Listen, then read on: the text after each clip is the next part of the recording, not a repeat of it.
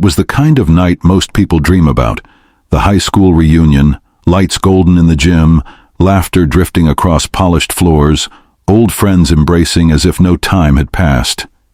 Sarah Evans stood near the punch table, clutching her glass, trying not to be seen.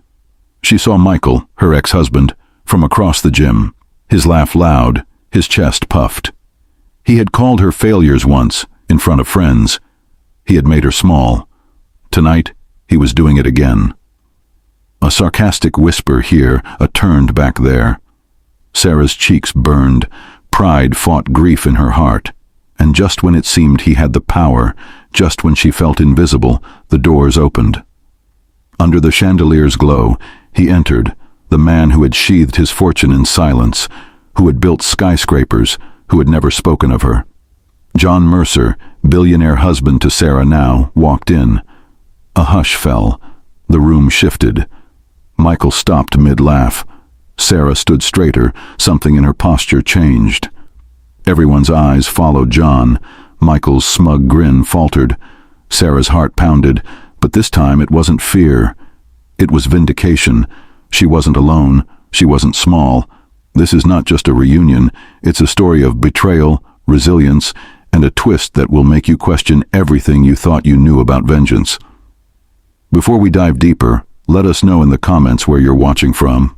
We'd love to hear from you. And don't forget to hit that subscribe button so you never miss any of our upcoming videos. Under the soft light of memory, Sarah Evans was not always the woman standing small at the edge of a reunion. Years before, she was bright-eyed, full of energy, with ambitions that stretched beyond the small town where she grew up. People who knew her then would say she was warm, approachable, the kind of woman who made friends easily and carried herself with quiet dignity. When she first met Michael Evans, he was magnetic, the center of attention at every gathering, tall, confident, his voice carrying easily in a crowd. To Sarah, he seemed like the man who could unlock doors she never imagined entering. He pursued her relentlessly, showered her with charm, and convinced her that together they could build a life others would envy. At first, their marriage seemed promising. Photographs of vacations, smiles on anniversaries, friends raising glasses at dinner parties. But beneath the surface, there were cracks. Michael's charm was matched only by his pride, and his pride often came at Sarah's expense. He could not resist making a joke at her in front of friends, or reminding her of his success when she stumbled in her own career. What began as subtle put-downs grew sharper over the years, until the laughter at parties was no longer in celebration, but in mockery. So the questions begin to form. Why did their marriage really fall apart? Was it simply Michael's arrogance, or was there something deeper that eroded the bond between them? What fueled his need to shame her in front of others long after they had parted ways? And perhaps most haunting of all, how did Sarah, the woman once made to feel small, left with nothing but whispers of failure, rise again to stand beside John Mercer, one of the wealthiest men in America? The answers to these questions would not come quickly. They would unfold like a long hidden letter being opened line by line, revealing truths that neither Sarah's classmates at the reunion nor Michael himself were prepared to face. Sarah Evans first met Michael Evans in the most ordinary of places, a crowded diner just off Main Street where she worked part-time while finishing her degree. Michael was already the kind of man people noticed before he even spoke. He carried himself with an air that demanded attention, his smile broad, his words polished as though he had rehearsed them for every possible occasion. When he slid into her section and struck up conversation, Sarah was caught off guard by the intensity of his gaze and the easy confidence in his voice. He told her she deserved better than working tables, that she was too smart and too beautiful for small dreams. For a young woman still uncertain of her path, those words carried weight. Within weeks, Michael had woven himself into her life, filling her days with flowers, late-night phone calls, and grand gestures that made her believe she had found something rare. Their friends marveled at how quickly the two became inseparable, and Sarah convinced herself that Michael's confidence was not arrogance, but strength, the kind of strength she could lean on as they built a life together. Yet even in those early days, there were moments that left her unsettled. Michael had a way of making every story revolve around himself, and when Sarah shared her ambitions, he would smile dismissively and say she should leave the big dreams to him. At first, she laughed it off, convincing herself it was part of his charm, but the jokes became sharper, the remarks more pointed. By the time they married, Sarah had grown used to swallowing her discomfort, telling herself that love was about compromise, that Michael's pride was a small price to pay for the life they would share. But as years passed, the subtle dismissals hardened into cruelty. He belittled her in front of friends, making her the punchline at dinner tables. He controlled finances with a heavy hand, ensuring she always had to ask rather than decide. Slowly, the respect that should anchor a marriage slipped away, replaced by humiliation and silence. The divorce, when it came, was not a quiet unraveling but a public spectacle. Michael made certain of that. At the hearing, he boasted about his career while mocking Sarah's failures, ensuring those seated nearby could hear every barb. When friends asked after the split, he laughed, saying she was nothing without him, just another woman who could not keep up. He left her financially battered, emotionally drained, and convinced she had no future without his shadow looming over her. For Sarah, it was the lowest point she had ever known. But what Michael Evans did not realize was that humiliation does not destroy everyone. For some, it becomes fuel. And what he didn't know was that the woman he abandoned would one day return stronger than ever.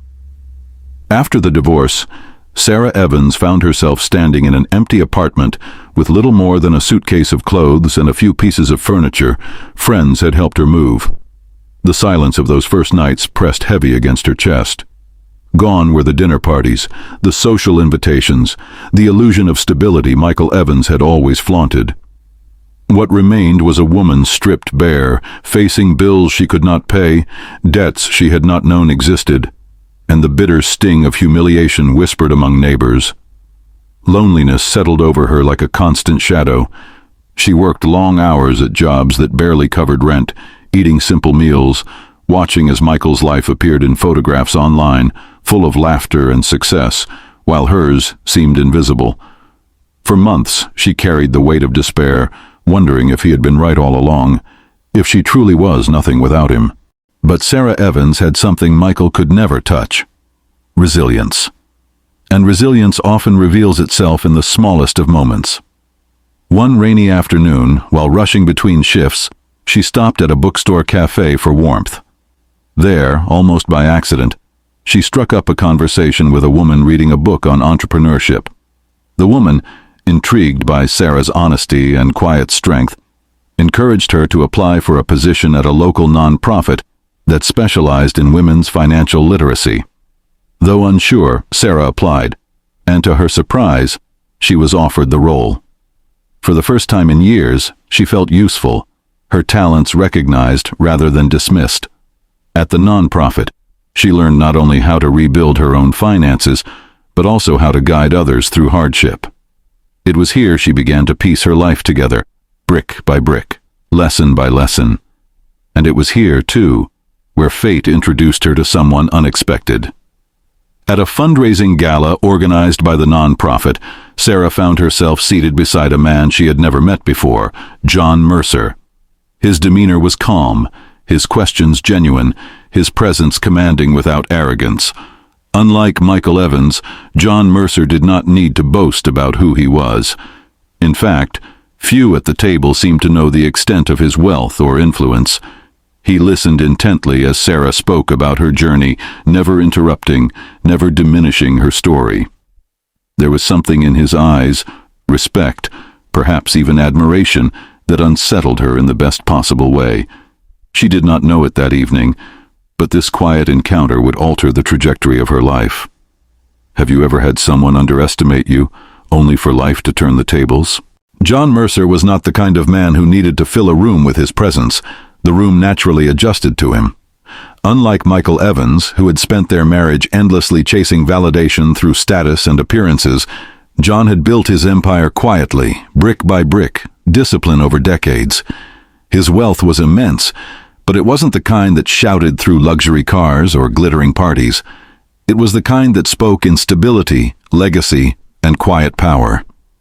Those who knew him described him as measured, principled, and deeply private. To outsiders, he was a billionaire entrepreneur with an empire spanning technology, logistics, and real estate.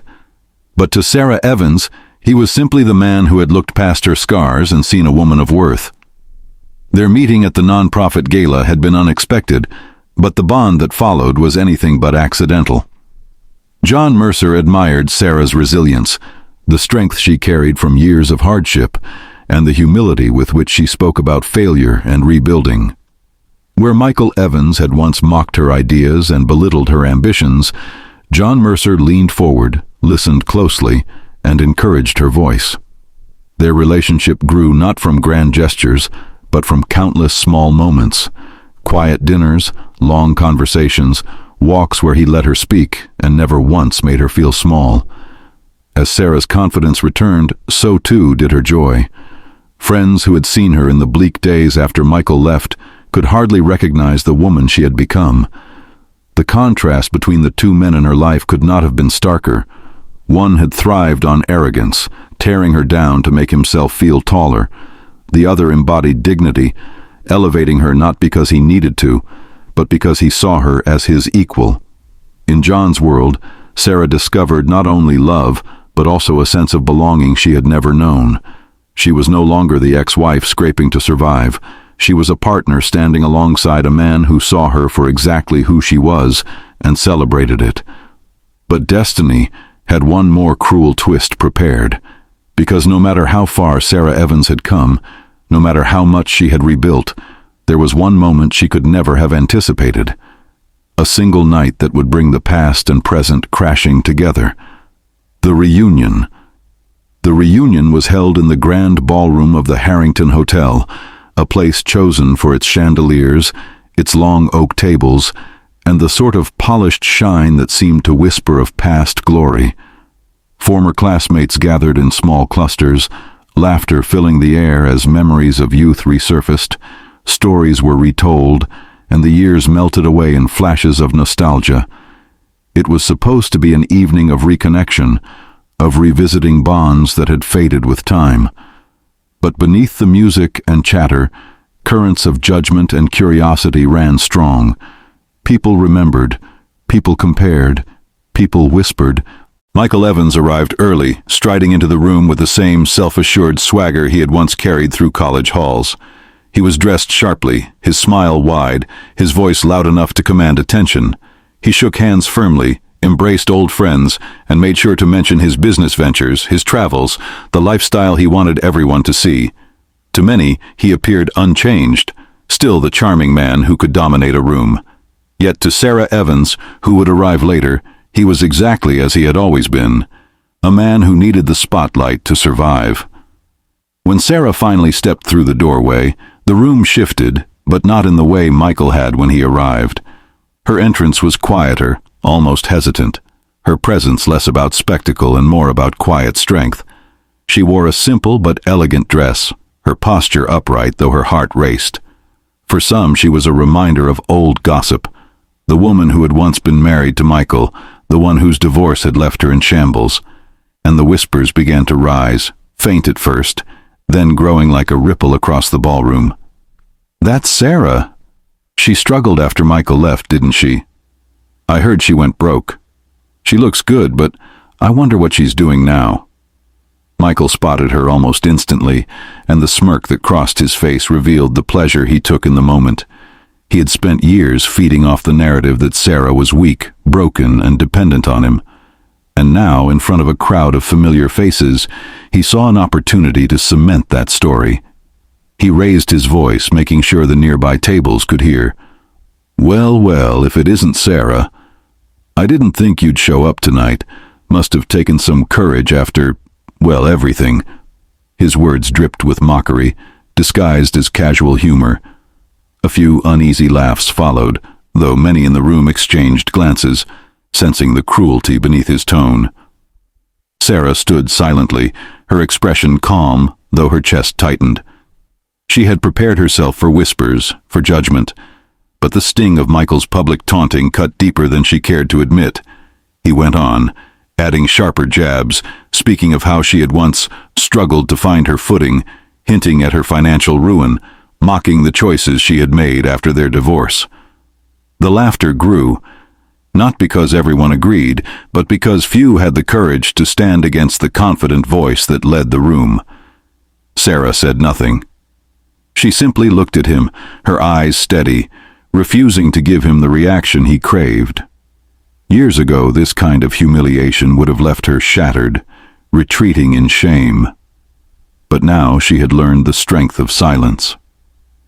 What Michael could not see, what none of them could see, was that Sarah was no longer the woman they remembered. She was someone entirely different, someone far stronger, though she chose not to reveal it. Not yet. The tension thickened as the moments stretched. Michael, emboldened by the chuckles of his old friends, leaned in once more, ready to land another blow. And just as the laughter peaked, just as Sarah stood silently in the storm of judgment, a door at the far end of the ballroom opened. The door opened slowly, and in that instant the atmosphere inside the ballroom shifted, though few could explain why. Conversations faltered, laughter dimmed, and eyes turned instinctively toward the figure stepping inside. John Mercer entered without spectacle, yet his presence carried the weight of a man who did not need to announce himself.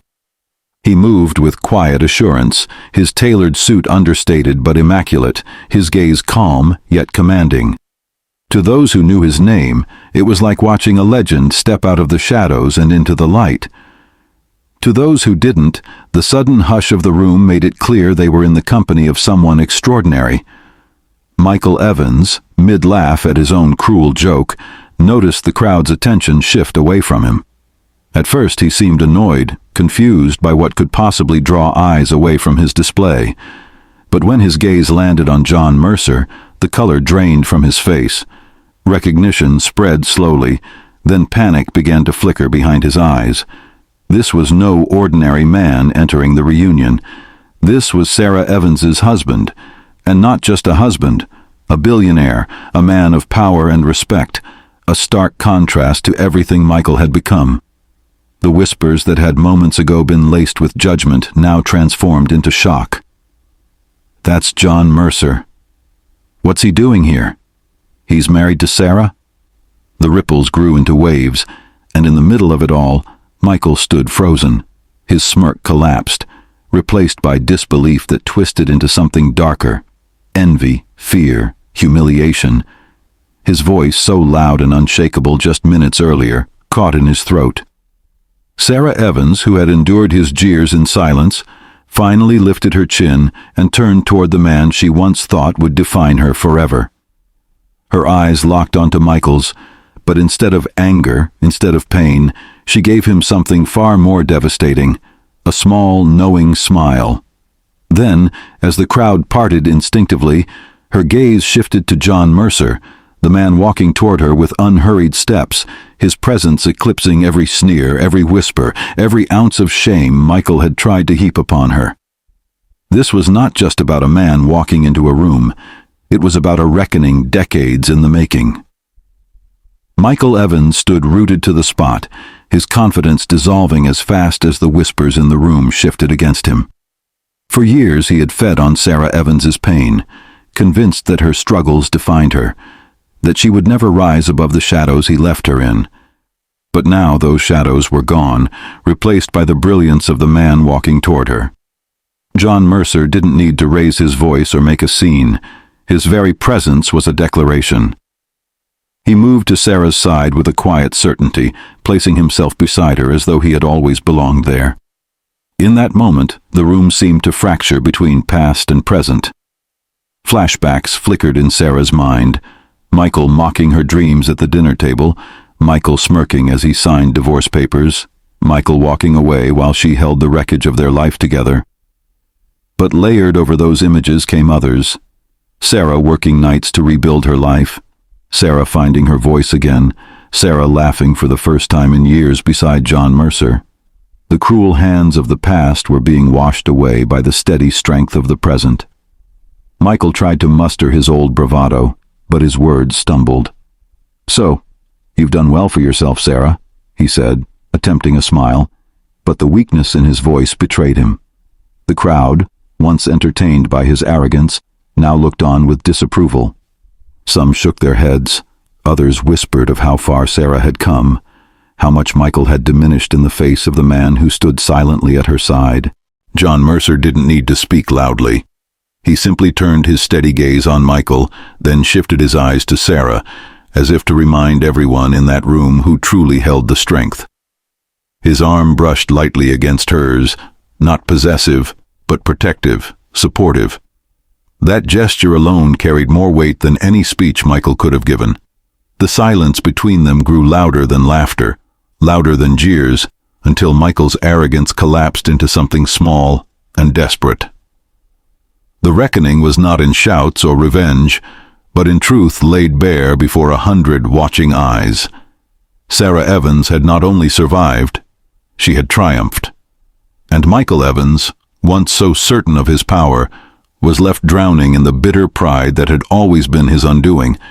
If you were in Sarah's shoes, standing in that ballroom with the world watching, would you forgive the man who broke you?